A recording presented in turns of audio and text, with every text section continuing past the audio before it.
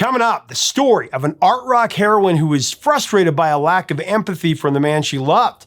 To solve the problem, she came up with a bold plan to reverse the role of the sexes. We enter the mind of a true music maverick, and we go between the layers of a heavenly classic from the 80s that just got a new lease of life. Coming up next on Professor of Rock. Hey music junkies, Professor of Rock, always here to celebrate the greatest artists and the greatest songs of all time.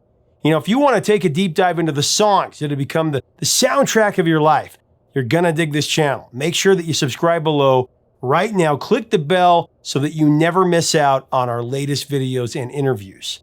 Also, we're really trying to keep this a daily channel and continue to add great interviews and insight.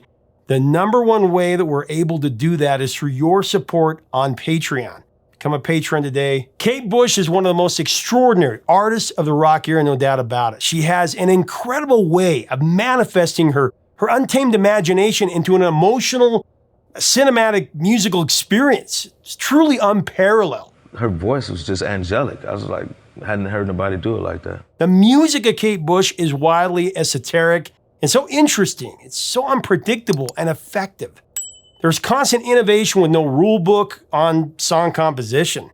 As Kate challenges our senses, weaving in simulated sounds of jungles, helicopters, sheep, Aboriginal chants, demons, and even an angry mule.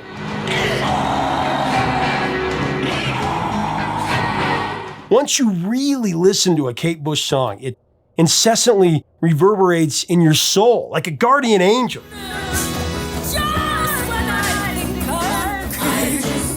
Kate's biggest hit in America, The Haunting, Running Up That Hill, Deal with God, parentheses song.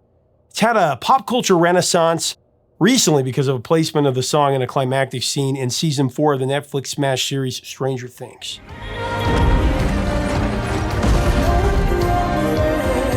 Use of the song has opened a new horizon of artistic expression for a whole new generation of fans to discover the timeless genius of Kate Bush. This became the number one most downloaded track on Apple Music's iTunes chart. It's been number one most streamed song on the US Spotify chart almost 40 years after its original release.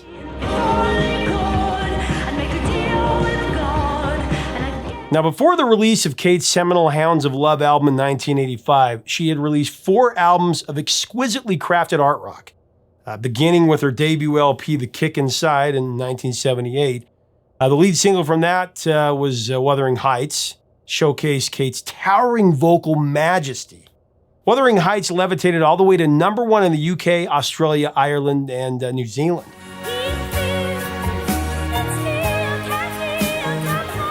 Wuthering Heights was followed by The Tender Examination of the Man with the Child in His Eyes, and that went to number 6 in the UK.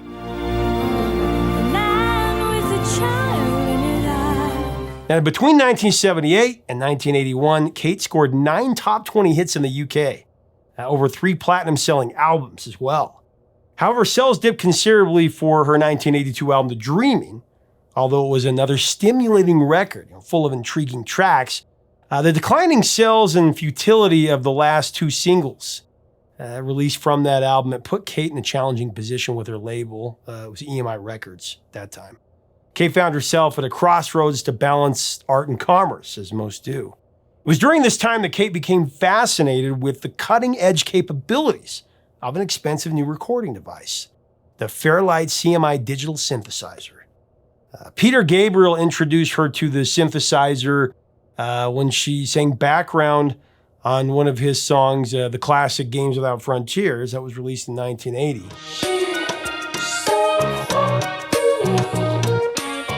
Of course, Gabriel and Bush teamed up again on his solo album, 1986, when they performed the duet Don't Give Up.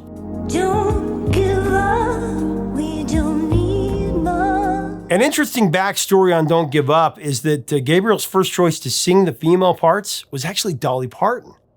Dolly Parton passed on Peter's offer.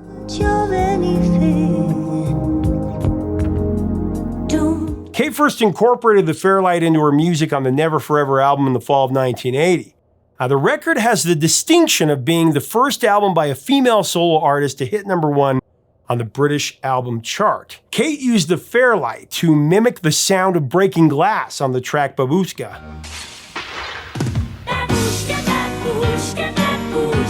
In 1983, Kate and her longtime boyfriend, Del Palmer, bought a 17th century farmhouse in the English countryside and converted a barn on the property into a 48-track recording studio for Kate to work on her 5th studio album. The freedom of having your own studio with a personally designed environment, that seemed to re-energize Kate's creative process, and she dove into deep emotional themes at that point. One summer evening in 1983, Kate wrote a song about a man and a woman swapping places, changing their roles to eliminate the inherent Venus and Mars problems that can strain a relationship. To express the exasperating struggles that we face with the ones that we love, Kate used the metaphor, running up that hill.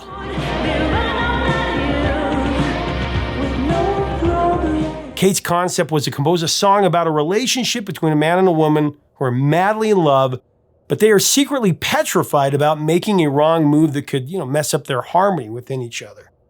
In Kate's words, couples have severe insecurity and fear of the relationship itself. She probed the issues between the sexes and came up with a fantastic idea. What if you could make a deal with God and convince him to allow the man to be the woman and the woman to be the man? The idea became the title of the song, A Deal with God.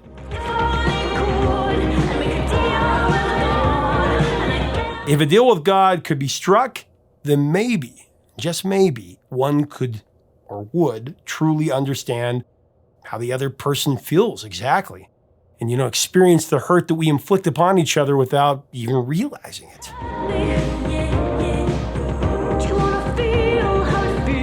Kate's second verse in A Deal with God, it flows beautifully with a heart-wrenching woe. You don't want to hurt me. See how deep the bullet lies unaware. I'm tearing you asunder. Just poetry.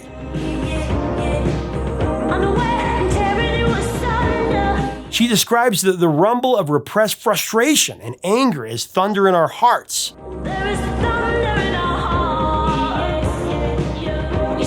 The bridge in Kate's plea to her love for equality and empathy, come on baby, come on darling.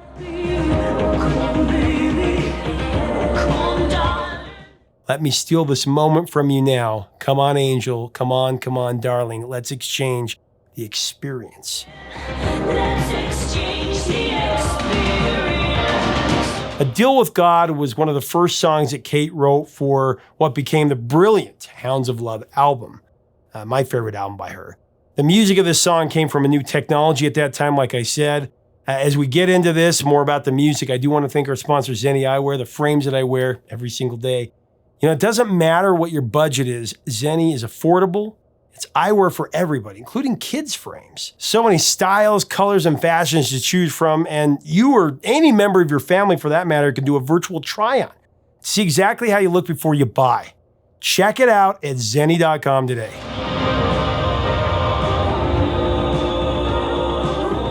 So Kate developed the song for a demo entirely on a Fairlight synthesizer that she splurged for at that point. She experimented with the instrument. She discovered sounds that would give the track a heavenly layer, as if she were in a celestial place, negotiating with God.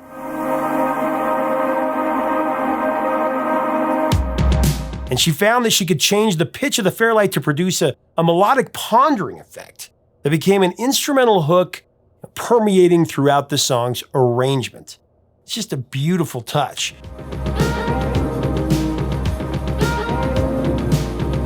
The Fairlight provided another breathtaking effect in the climactic finish of A Deal with God, blasting the sound of Kate releasing her emotions in an orchestrated shrill.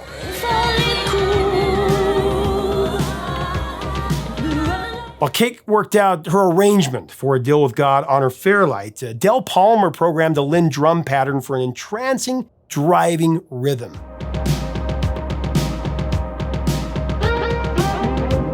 To punctuate the most dramatic parts of the song, Kate enlisted coveted session drummer Stuart Elliott, who had worked with many of the great ones, such as Paul McCartney, Roger Daltrey, and Alan Parsons Project, to name a few.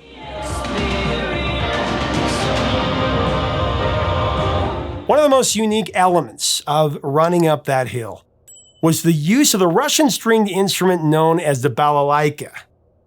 This was played by Kate's older brother, Patty Bush, instead of using a traditional guitar.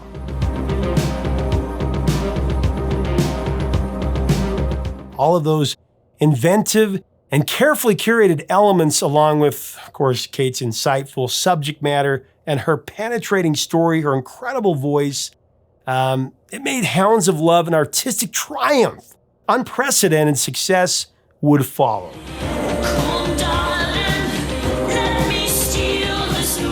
Hounds of Love was presented in 2 suites. Now, side 1 is the commercial of the 2, of course, led by Running Up That Hill, A Deal with God, while Kate called the conceptual side 2 the 9th wave. Kate thought of the 9th wave as a film, and it very much sounds like it could be an original score from a movie.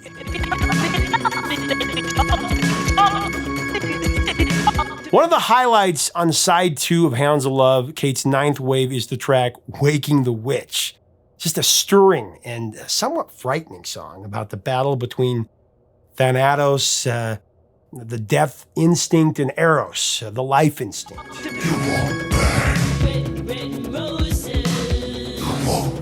EMI was excited about Hounds of Love, and they wanted Cloud Busting, great song, but they wanted that to be the first single from the album.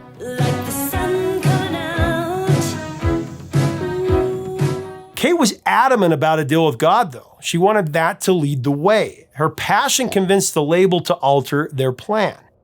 EMI had already changed the title of A Deal with God to Running Up That Hill.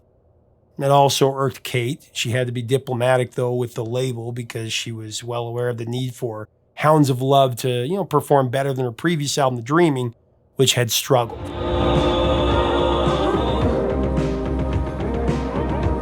The label told Kate there would be far too much negativity about having God in the song title. They feared that it would greatly affect radio play. So the compromise was made to name the song Running Up That Hill with the parentheses bracketed A Deal with God. It was decided that the heartwarming Cloud Busting, inspired by Peter Reich's 1973 memoir, A Book of Dreams, that would be the second single. It was going to be the first, but ended up being the second.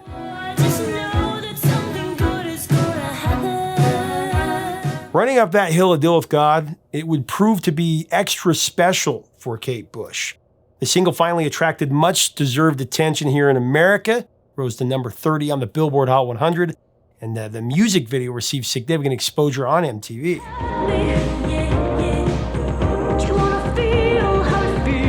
The video is amazing. She's, again, just an artist in so many different aspects. The video showcased Kate's talent for interpretive dance, with Kate using her body as an instrument.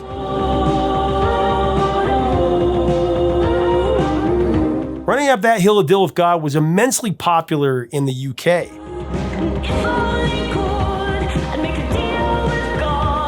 The single also climbed to number 3 in Germany. It went to number 4 in Ireland and number 6 in Holland and Australia. Hounds of Love became Kate's best-selling album, moving over 1.6 million units around the world. The album was nominated at the Brit Awards in '86 for Best British Album. She was also nominated for Best British Female and Best British Single for Running Up That Hill, A Deal with God. In addition to that perilous scene in Stranger Things, Running Up That Hill, A Deal with God has been synced in a number of TV shows before this and movies. The Chocolate War in 1988. Actually, that's a really good movie. You need to go back and watch that again. There's also The Human Contract in 2008, The Circle in 2015, and Closing in 2019.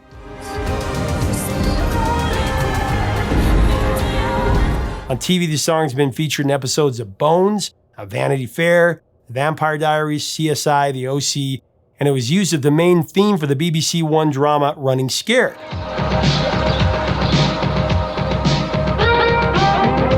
There's actually some really cool interpretations of Running Up That Hill, including the Dutch goth band Temptation.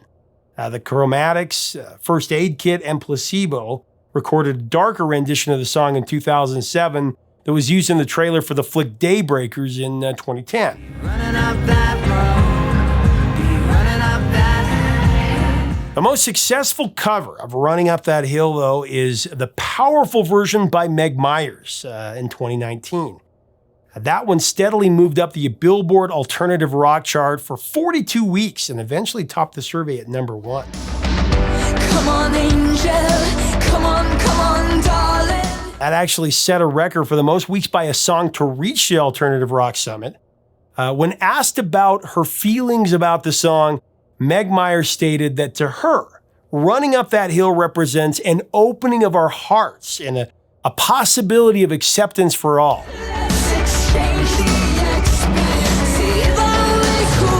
It seems that the world at large is finally starting to appreciate the true genius of Kate Bush. She was nominated for the Rock and Roll Hall of Fame recently, which she is immensely overqualified for induction there. And as I mentioned previously, Running Up That Hill, Deal with God is finally a number 1 hit with its masterful use in season 4 of Stranger Things, and so well-deserved. A very private person, Kate Bush released a statement about it recently saying, "You might have heard that the first part of the fantastic, gripping new series of Stranger Things has recently been released on Netflix. It features the song Running Up That Hill, which is being given a whole new lease of life by the young fans who love the show. I love it too. Because of this, Running Up That Hill is charting around the world and has entered the UK chart at number 8. It's all really exciting. Thanks very much to everyone who has supported the song. I wait with bated breath for the rest of the series in July. Best wishes, Kate." I was ecstatic when I was binge watching Stranger Things season 4 with my sons, and the song came on. It gave me a chance to share, the rest of Kate's incredible music with my boys. And now they're hooked just as I was as a young kid, hearing this life-affirming voice on the radio so many years ago.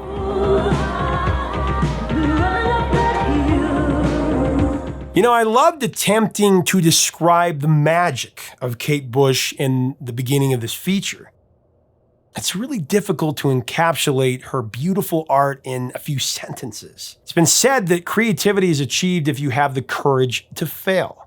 I believe Kate Bush had the courage to follow her fierce imagination and created music that captured what she envisioned, no matter how outrageous it seemed. If Kate could imagine it, it could happen. That's why Running Up That Hill, A Deal with God, is so remarkable.